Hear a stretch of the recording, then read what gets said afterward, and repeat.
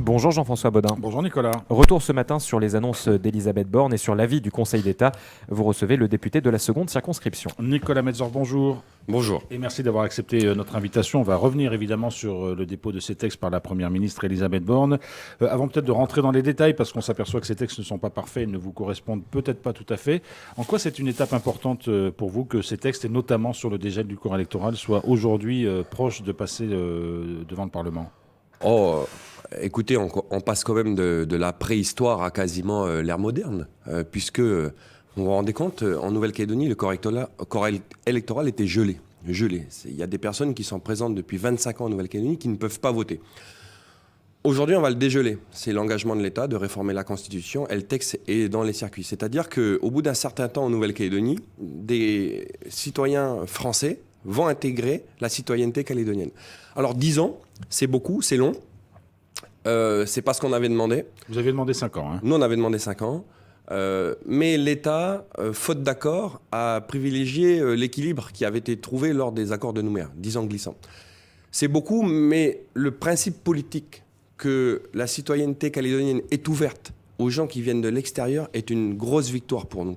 Parce que on en avait parlé, on s'était engagé à le faire. Mais vous savez, entre ce que l'État dit et ce que l'État fait, entre l'annoncer publiquement en place des cocotiers, Emmanuel Macron, et puis lancer la réforme de la Constitution, la mettre dans les tuyaux, c'est deux mondes différents. Et aujourd'hui, c'est une vraie avancée majeure pour la Nouvelle-Calédonie. De plus que ça va être dans la Constitution française. Ça va être dans la Constitution française. Donc on est français et finalement, c'est permettre à tous les Français qui viennent en Nouvelle-Calédonie d'un jour de devenir calédoniens. Alors Nicolas Metzor, vous allez quand même continuer à vous battre sur ces 10 ans. C'est dans le texte qu'Elisabeth Borne dépose pour le projet de loi constitutionnel. Les choses ne sont pas figées puisque ce texte sera étudié seulement au mois de mars, a priori, par le Parlement. Est-ce que d'ici là, il y a encore des négociations possibles ? Est-ce que les indépendantistes veulent bien en parler ? Où est-ce que vous en êtes ?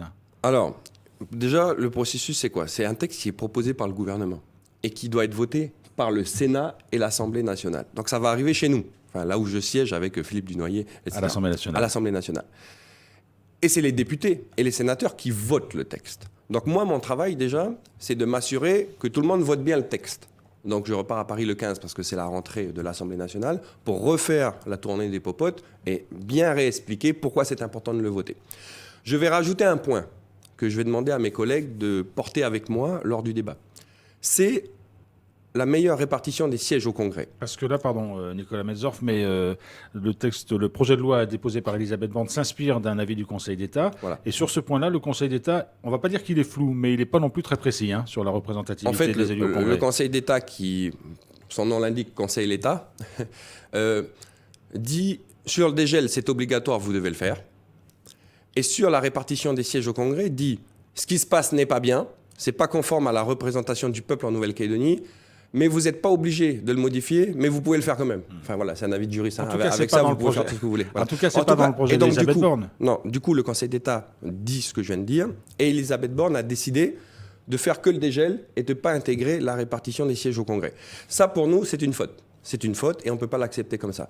Donc, moi, mon rôle en tant que parlementaire, ça va être de dire à mes collègues, nous ne pouvons pas seulement dégeler le corps électoral. Quand on veut faire respecter la démocratie en Nouvelle-Calédonie, il y a deux choses à faire. S'assurer que tout le monde puisse voter un jour et s'assurer que chaque vote compte la même chose, quel que soit l'endroit où on se situe en Nouvelle-Calédonie. Et aujourd'hui, la province sud est clairement défavorisée dans la représentation au Congrès. Et donc l'idée, ça va être pour moi de dire avec mes collègues, vous, le gouvernement, vous ne l'avez pas fait, mais nous, qui votons ce texte, nous voulons l'ajouter. Alors c'est ce qu'on appelle un amendement. C'est quoi un amendement ? C'est qu'on propose une nouvelle rédaction du texte qui inclut cette répartition des sièges. Et qui sera étudiée au moment de son adoption par le Parlement ? Qui sera étudiée lors de son adoption au Parlement et qui doit être votée par les parlementaires. Et dans ce cas-là, vous pensez qu'il a une bonne chance d'aboutir ? Alors vous allez mener un travail de lobbying, on l'a bien compris, pour expliquer aux élus de la nation ce qui se joue derrière. Vous pensez que c'est une chance d'aboutir ? Ça va être le gros travail de convaincre la majorité, parce que les partis de droite vont le faire. Les partis de droite, les LR, le Rassemblement national va le voter. Il faut que j'arrive à convaincre les députés de la majorité, les parlementaires de la majorité. Écoutez, c'est mon travail. Alors, est-ce que c'est gagné? Je ne sais pas, on verra bien, parce que je n'ai pas abordé le sujet avec eux. Je m'étais contenté du corps électoral et du dégel. Ça, c'était acquis, c'est acté. La répartition des sièges au Congrès, ça demande plus de technicité dans l'explication, parce qu'ils sont loin et ils ne comprennent pas forcément comment ça fonctionne ici. Donc ce dépôt de texte, c'est une avancée. Un mot sur le projet de loi organique déposé aussi par Elisabeth Borne pour repousser, en tout cas pour reporter les élections provinciales au plus tard à la mi-décembre 2024.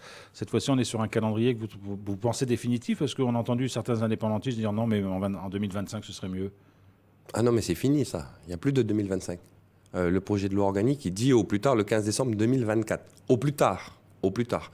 Donc l'État tient son engagement de faire les élections provinciales en 2024. Donc non, il n'y a pas de 2025. Après, les indépendantistes, ils peuvent dire ce qu'ils veulent, mais ça, malheureusement, ce n'est pas eux qui décident. Alors l'autre sujet qui préoccupe beaucoup l'avenir de la Calédonie, c'est le nickel, bien évidemment. On en parle un peu moins. On sait qu'un groupe de travail s'est mis en place. On sait que Bruno Le Maire avait initié des choses lors de son passage. On avait parlé d'un projet d'accord au moins provisoire début janvier, voire pour un accord définitif fin janvier. Où est-ce qu'on en est de ce débat? Est-ce que le groupe travaille? Est-ce qu'il y a vraiment des propositions qui sortent? Le groupe de travaille, c'est le cas de le dire. Il y a une deuxième rencontre qui sera prévue en janvier, peut-être à Paris, notamment à Bercy, avec peut-être Bruno Le Maire, pour qu'on avance de manière définitive, parce que vous savez que le temps presse, et pour l'usine du Sud, et pour l'usine du Nord, et même pour la SLN. L'idée, c'est de conserver l'outil, conserver les emplois, et puis surtout... au-delà de conserver les emplois, c'est donner de la perspective à l'industrie du nickel en Nouvelle-Calédonie, parce qu'il faut arrêter de gérer ça à court terme. Parce qu'à chaque fois, on sauve pour 6 mois, on sauve pour 1 an. Là, ce qu'on voudrait essayer de faire, et c'est pour ça que ça prend du temps, c'est d'avoir une nouvelle stratégie nickel en Nouvelle-Calédonie, en plus une stratégie qui soit uniforme entre la province Nord et la province Sud, et qu'on puisse donner des perspectives à cette industrie, que les salariés n'aient pas à s'inquiéter tous les 6 mois de leur avenir. Donc ça prend un peu plus de temps, il y a des discussions avec l'Europe, il y a des discussions sur le modèle, il y a des discussions sur le tarif de l'électricité, il y a des discussions sur la productivité de la Nouvelle-Calédonie, puisqu'on fait face aux Chinois et aux Indonésiens qui ont un coût du travail 10 fois moins élevé que le nôtre. Et donc tout ça prend du temps, mais tant mieux j'ai envie de dire, parce que rapidement, on sait faire. L'État fait un chèque et sauve la filière, et puis on en reparle dans 1 an. Là, ça prend du temps parce qu'on est en train de redéfinir les choses en profondeur. Mais justement, à quel type d'accord faut-il s'attendre? Un accord complet sur le nickel? Un accord complet où chacun devra faire des efforts. Un accord cadre, en quelque sorte? Voilà. C'est-à-dire que l'État s'engage à faire baisser les coûts de production, notamment sur le tarif de l'électricité, et puis s'engage à réorienter une partie de la production vers l'Europe parce que ça va acheter un peu plus cher.